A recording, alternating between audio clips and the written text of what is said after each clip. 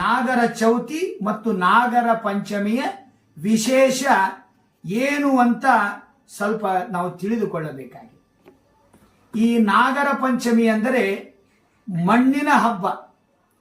ಭಾರತ ದೇಶದಲ್ಲಿ ನಾಗರ ಹಾವನ್ನ ಒಂದು ವಿಶೇಷವಾಗಿ ಭಾರತದ ಜನ್ಮ ಭೂಮಿಯಾದ ಮಣ್ಣಿನಿಂದ ಒಂದು ನಾಗಪ್ಪನನ್ನ ಮಾಡಿ, ಎರಡು ನಾಗಪ್ಪನನ್ನಾಗಿ ಮಾಡಿ, ಅದಕ್ಕೆ ಪೂಜೆ ಮಾಡಿ, ಅದನ್ನು ಆರಾಧನೆ ಮಾಡಿ, ಜಗತ್ತಿಗೆ ಒಳ್ಳೆಯದಾಗಲಿ, ಕಷ್ಟಾನಿಷ್ಟಗಳನ್ನು ಪರಿಹಾರ ಮಾಡಿ ಇಷ್ಟಾರ್ಥವನ್ನು ಕೊಡು ಅಂತ ಪ್ರಾರ್ಥನೆ ಮಾಡಿಕೊಳ್ಳುವ ಶ್ರಾವಣ ಮಾಸದ ಮೊದಲನೇ ಹಬ್ಬ ಇದು ನಾಗರ ಪಂಚಮಿಯ ಹಬ್ಬದ ಮೂಲ ಉದ್ದೇಶ. ನಾಗರ ಚೌತಿಯ ದಿವಸ ಹಸಿಯ ಪದಾರ್ಥವನ್ನು ನೈವೇದ್ಯ ಕೊಡುವುದುಂಟು.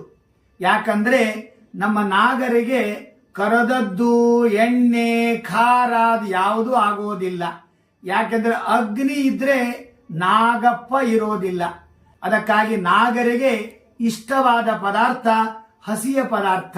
ಅದಕ್ಕಾಗಿ ಹಸಿಯ ಹಾಲನ್ನು ನೀಡುವುದಾಗಲಿ ಅಥವಾ ಉಡುಪಿಯ ಕಡೆ ಎಳಿನೀರಿನಿಂದ ಹಾಲನ್ನ ಎರಿತಾರೆ. ಅದೇ ರೀತಿಯಾಗಿ ನಮ್ಮ ಉತ್ತರ ಕರ್ನಾಟಕದಲ್ಲಿ ಅರಳಿಟ್ಟು ತಂಬಿಟ್ಟಿನಿಂದ ಆ ದೇವರಿಗೆ ನೈವೇದ್ಯ ಮಾಡುತ್ತಾರೆ. ಇದರ ಉದ್ದೇಶ ಹಸಿ ಪದಾರ್ಥವನ್ನ ಕೊಡುವ ಉದ್ದೇಶ ಎಣ್ಣೆಯನ್ನ ಬಹಳ ತಿನ್ನಬೇಡ್ರಿ, ಕರದದ್ದನ್ನ ಬಹಳ ತಿನ್ನಬೇಡ್ರಿ.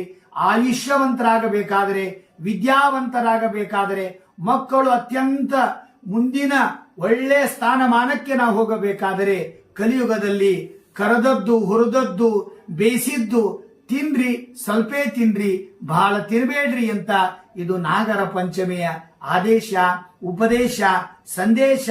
ಅದಕ್ಕಾಗಿ ಹಸಿಯ ಪದಾರ್ಥವನ್ನೇ ನೈವೇದ್ಯ ಮಾಡಬೇಕು ಅಂತ ಈ ರೀತಿಯಾಗಿ ಇಷ್ಟು ನಾಗರ ಪಂಚಮಿಯ ವಿಶೇಷತೆ.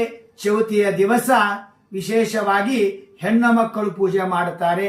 ಬೆಂಗಳೂರು, ಮೈಸೂರು ಪ್ರಾಂತದಲ್ಲಿ ನಾಗರ ಪಂಚಮಿಯ ದಿವಸ ಸ್ತ್ರೀಯರು ಚೌತಿ ಮಾಡಿದರೆ ಪುರುಷರು ಆ ನಾಗರ ಹಬ್ಬವನ್ನ ಮಾಡುತ್ತಾರೆ. ಇದರ ಅರ್ಥ ಚೌತಿ ಒಂದು ಕಡೆಯಾದರೆ ಮೊದಲು ಹೆಣ್ಣು ಮಕ್ಕಳಿಗೆ ಪ್ರಾಧಾನ್ಯ, ಪಂಚಮಿ ಪುರುಷರಿಗೆ ಪ್ರಾಧಾನ್ಯ. ಅದಕ್ಕಾಗಿ ನಾವುಗಳು ಸೇರಿ ಅತ್ಯಂತ ಭಕ್ತಿ ಭಾವದಿಂದ ಶ್ರಾವಣ ಮಾಸದ ಮಣ್ಣಿನ ಹಬ್ಬ ಅದು ನಾಗರ ಹಬ್ಬ, ನಾಗರ ಚೌತಿ, ನಮ್ಮೆಲ್ಲರಿಗೂ ಕೂಡ ಆ ನಾಗದೇವತೆ ಅಂತರ್ಗತನಾದ ಅನಂತ ಪದ್ಮನಾಭ